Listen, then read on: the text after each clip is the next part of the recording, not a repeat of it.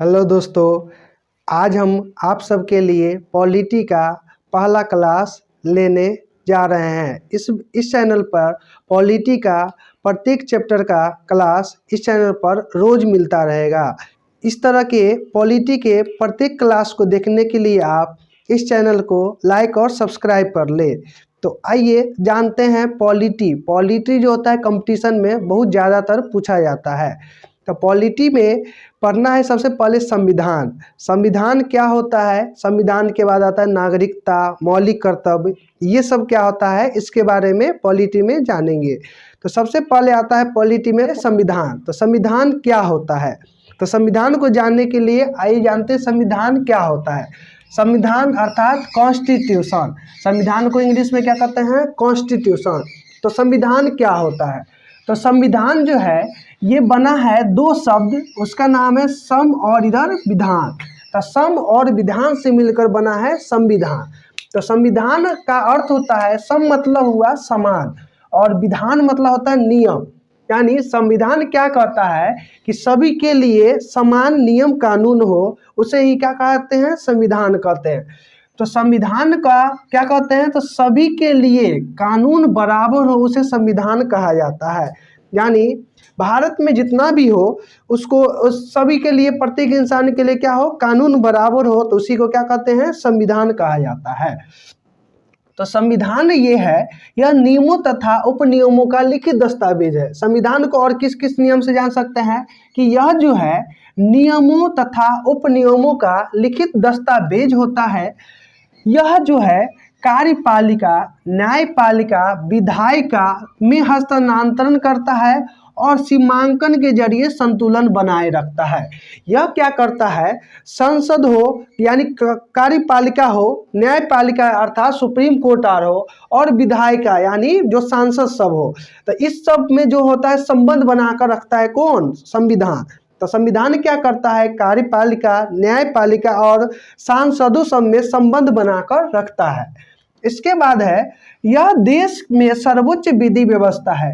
जो संविधान है, हमारा जो संविधान है, यह देश का सबसे सर्वोच्च क्या है, विधि है या लॉ है। तो संविधान जो है देश का सर्वोच्च लॉ है, यानी विधि है या कानून है, और इसी से सारी विधियां बनती है। यानी संविधान के दायरे में ही क्या होता है, जितना भी कानून बनता है सभी संविधान के दायरे में ही बनता है। संविधान के दायरे से बाहर कोई भी कानून नहीं होता है। तो जितना भी कानून बनता है ये सभी किससे बनता है, संविधान से ही बनता है। आगे है, यह देश का बुनियादी ढांचा होता है। यानी हमारा जो संविधान है यह देश का सबसे बुनियादी ढांचा होता है, इसी पर पूरा देश टिका रहता है। आगे है इसके बाद उद्देश्य। संविधान का अर्थ क्या होता है, संविधान का अर्थ होता है सबका साथ और सबका विकास। तो संविधान का उद्देश्य क्या है, संविधान का उद्देश्य होता है सबका साथ और सबका विकास। यानी हमारे देश में सबका साथ हो, यानी सब आगे बढ़े और सबका विकास हो।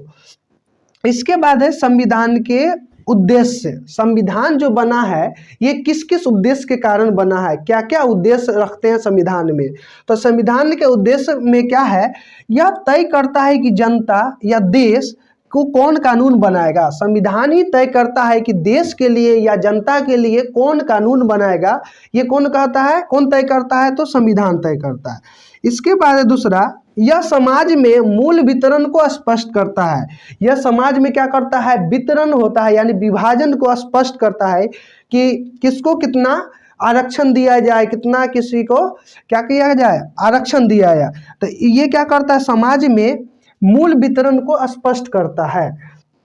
इसके बाद है, समाज में यह आकांक्षा एवं लक्ष्यों का निर्धारण करता है कि समाज को क्या जरूरत है, क्या उसका लक्ष्य है, इसका निर्धारण भी कौन करता है, संविधान ही करता है। इसके बाद है, यह समाज में न्यायपूर्वक समानता लाता है। संविधान के द्वारा ही क्या होता है, समाज आपस में एक होकर रहता है, यानी समानता लाता है कौन, संविधान।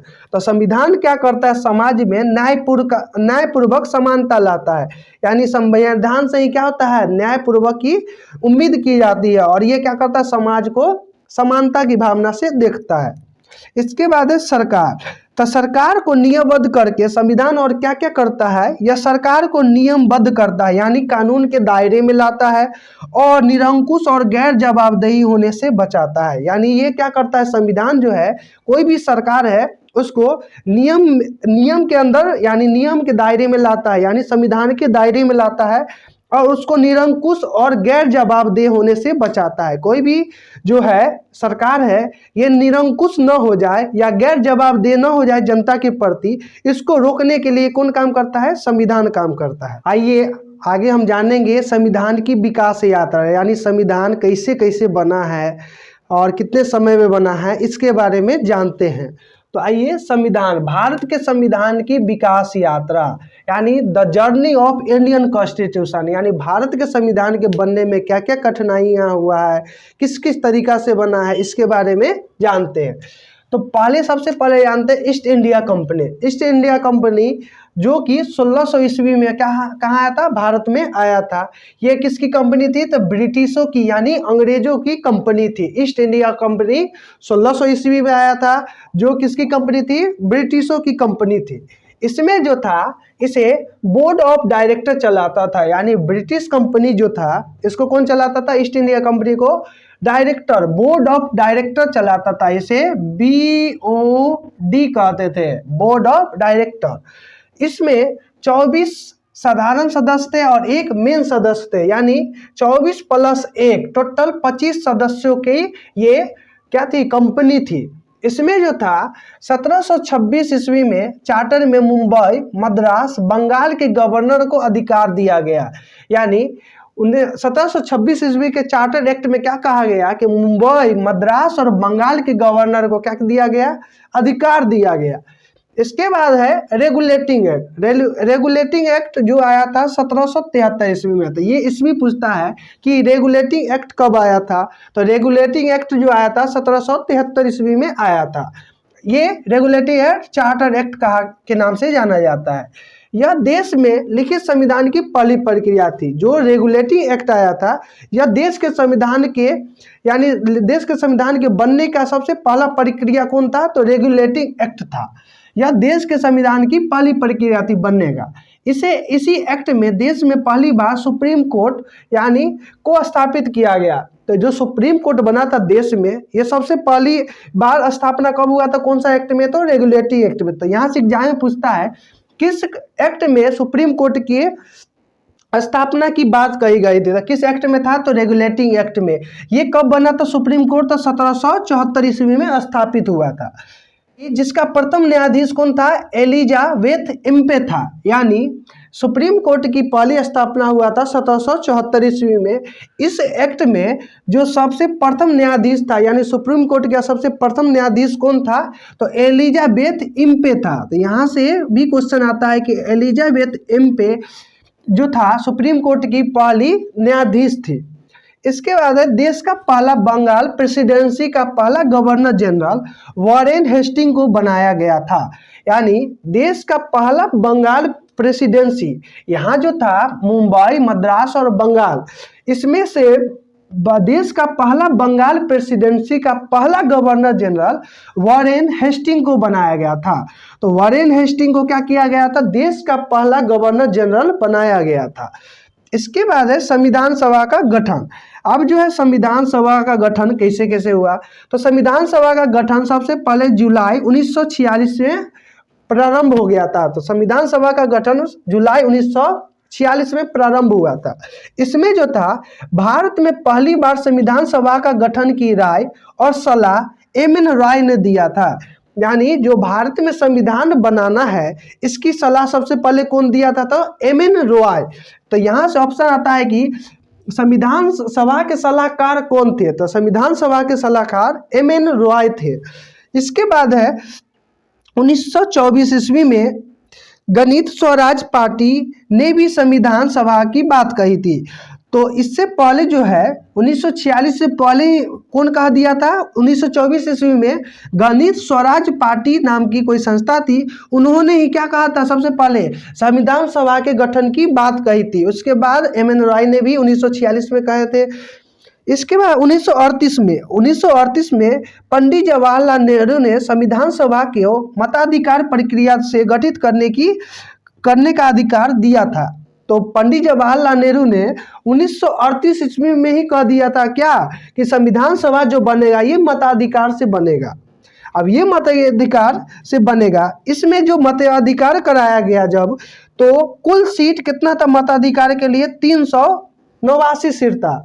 तो 389 सीट था कुल मताधिकार के लिए, जिसमें प्रांतों से कितना था? 296 था प्रांतों से। उसमें से ये जो था 296, इसमें 12वीं के आधार पर था, और 213 तो जो था जनरल था, यानी सामान्य सीट कितना था? 213 था।